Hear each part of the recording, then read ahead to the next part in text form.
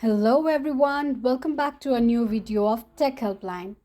You might be in a position where you need to reset the password of Snapchat that you have forgotten.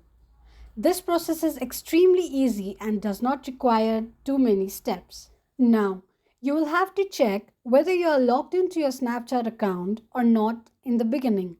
So if you are not logged into your Snapchat account like this, what you have to do is you need to go ahead and click on Login.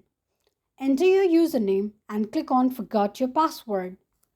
Two options will pop up on the screen asking how you want to reset your password, that is, through your phone or email. Choose one of the options. Let me choose the resetting of password through phone. Then enter your phone number and click on Submit. The code will be sent to your number you entered through an SMS. Enter the code that will direct you to the page where you can reset your password.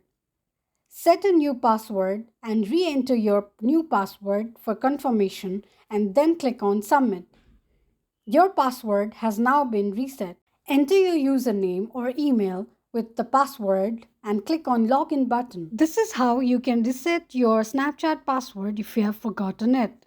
If you have any queries or thoughts, let me know in the comment section. Don't forget to hit the like and subscribe button. Thank you so much for watching.